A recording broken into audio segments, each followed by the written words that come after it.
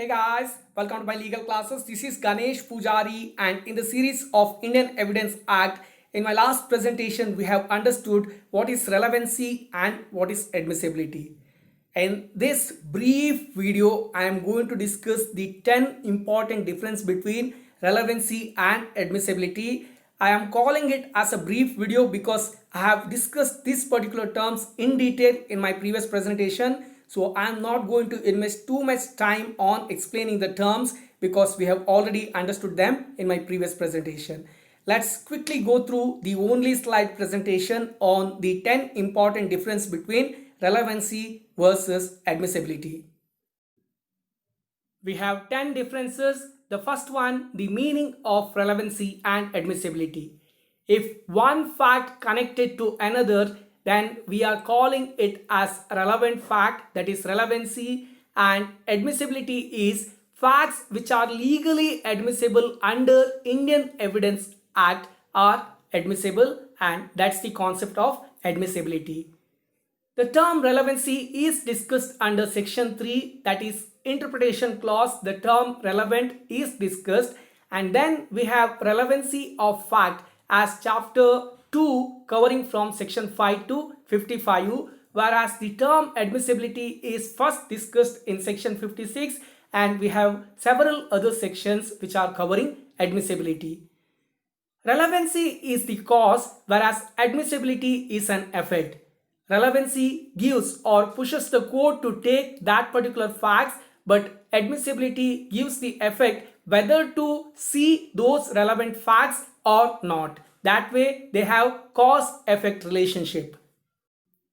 The fourth difference is about the discretion of the court.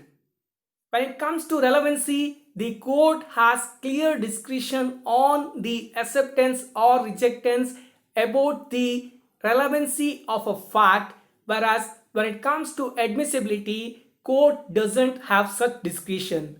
If the law allows to admit such facts, it should admit, and if the law doesn't, it cannot. That's how it is. The fifth factor is very interesting. All relevant factors may not be admissible, whereas all admissible factors are relevant. You might be having a very clear relevant fact, but it may not be admitted by the court. But if it is admitted by the court, in that case it will always be relevant, because only after assessing the court gives such admission. The term relevancy is connected to the five senses and logic of a human. That is the different five senses we have: touch, smell, hear, see, and taste. These are the five senses we are having, on the basis of which facts are decided. On the other hand, we have our sixth sense, that is our mental ability to feel, opinion, etc. Whereas the term admissibility is completely based on law. It doesn't give anything about the human experience and rationale. It is very clearly discussed under law, and only after law allows to admit, they are admitted, otherwise they are not.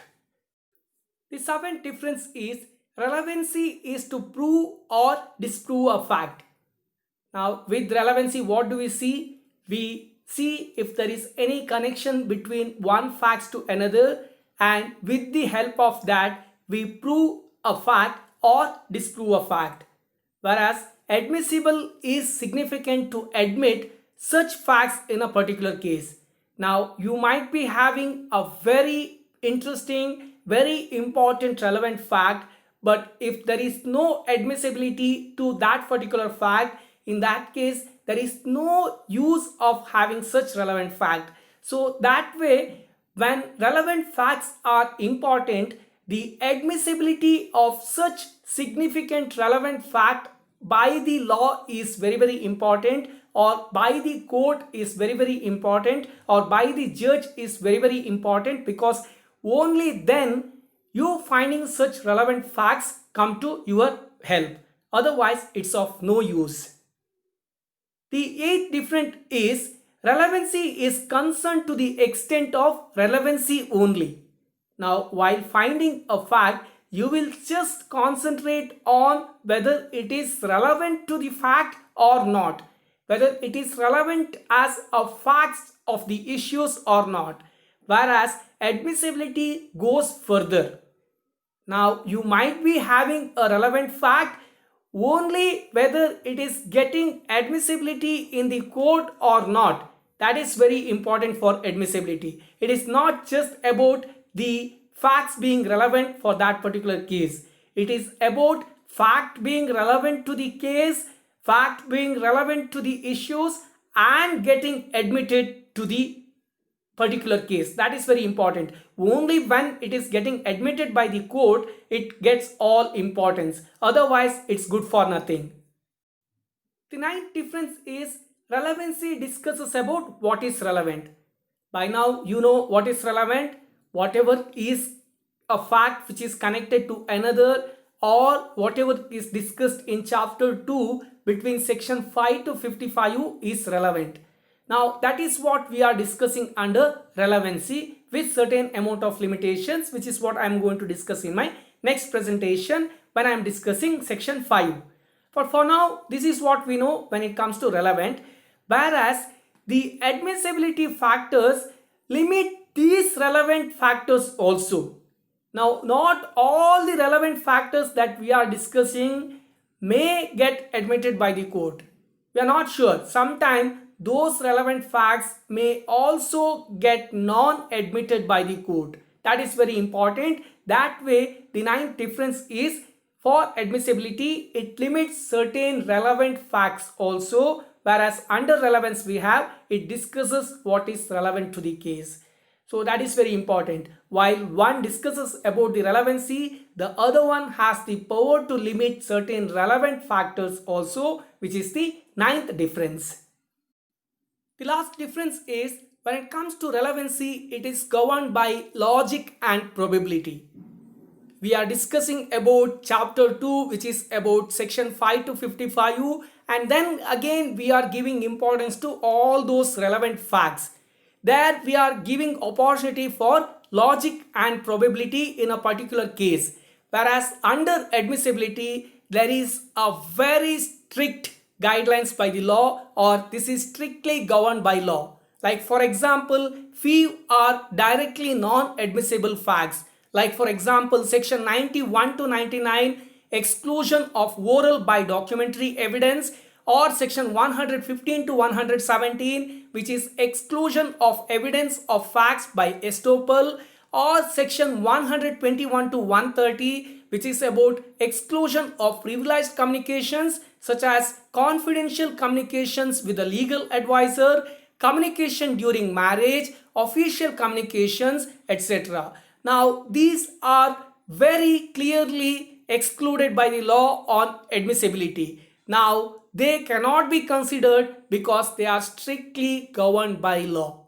That way, there is no space for logic and probability in admissibility, whereas in relevancy, there is sufficient space for logic and probability.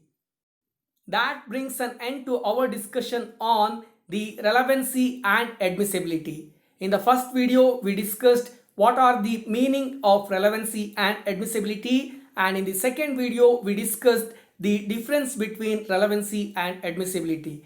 We have discussed many provisions, case laws, etc.